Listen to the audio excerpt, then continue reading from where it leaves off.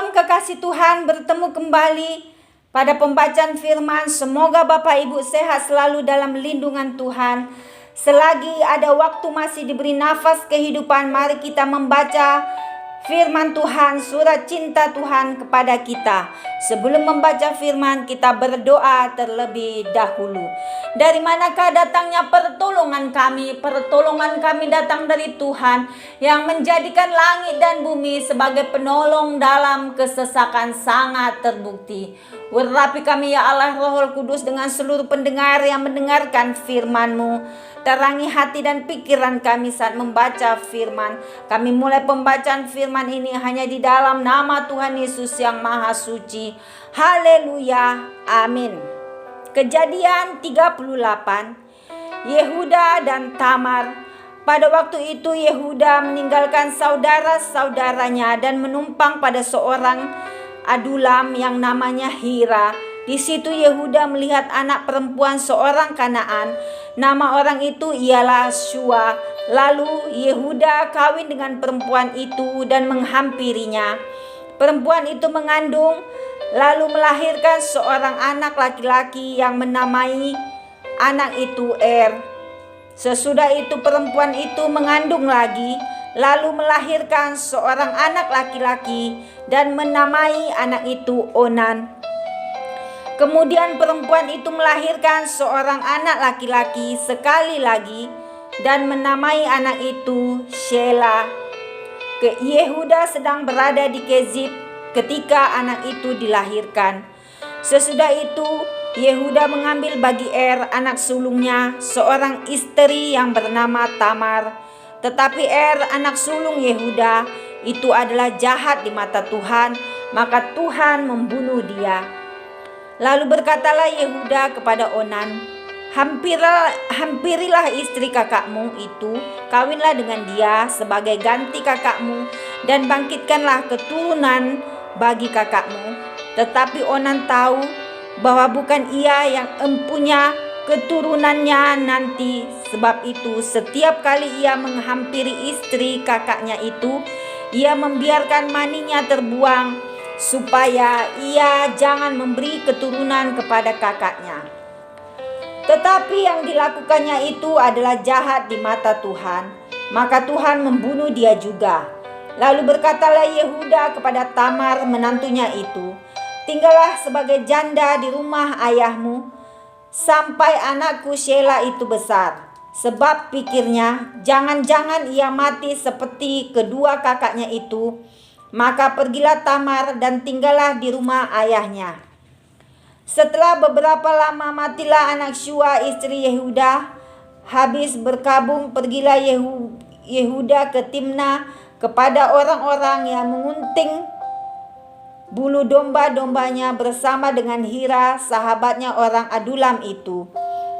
Ketika dikabarkan kepada Tamar, bapa mertuamu sedang di jalan ke Timna untuk menggunting bulu domba-dombanya, maka ditinggalkannya lah pakaian kejandaannya. Ia bertelekung dan berselubung, lalu pergi duduk di pintu masuk ke Enaim yang di jalan ke Timna, karena dilihatnya bahwa Shela telah menjadi besar, dan dia tidak diberikan juga kepada Shela itu untuk menjadi istrinya. Ketika Yehuda melihat dia, disangkanyalah dia seorang perempuan sundal, karena ia menutupi mukanya. Lalu berpalinglah Yehuda mendapatkan perempuan yang di pinggir jalan itu serta berkata, marilah aku mau menghampiri engkau, sebab ia tidak tahu bahwa perempuan itu menantunya. Tanya perempuan itu, apakah yang akan kau berikan kepadaku jika engkau menghampiri aku? Jawabnya, aku akan mengirimkan kepadamu seekor anak kambing dari kambing dombaku. Kata perempuan itu, asal engkau memberikan tanggungannya sampai engkau mengirimkannya kepadaku. Tanyanya, apakah tanggungan yang harus kuberikan kepadamu? Jawab perempuan itu, cap materaimu serta kalungmu dan tongkat yang ada di tanganmu itu. Lalu diberikannya lah semuanya itu kepadanya, maka ia menghampirinya. Perempuan itu mengandung daripadanya. Bangunlah perempuan itu, lalu pergi, ditanggalkannya telekungnya dan dikenakannya pula pakaian kejandaannya. Adapun Yehuda, ia mengirimkan anak kambing itu dengan perantaraan sahabatnya, orang Adulam itu, untuk mengambil kembali tanggungannya dari tangan perempuan itu. Tetapi perempuan itu tidak dijumpainya lagi.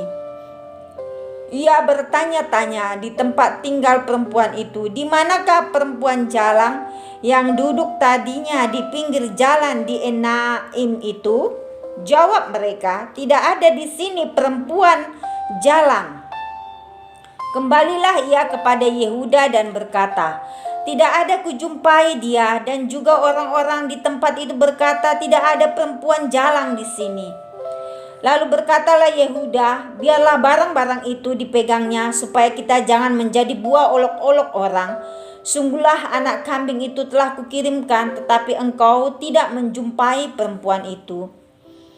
Sesudah kira-kira 3 bulan dikabarkanlah kepada Yehuda, "Tamar menantumu bersundal, bahkan telah mengandung dari persundalannya itu." Lalu kata Yehuda, "Bawalah perempuan itu supaya dibakar." Waktu dibawa, perempuan itu menyuruh orang kepada mertuanya mengatakan, "Dari laki-laki yang empunya barang-barang inilah aku mengandung."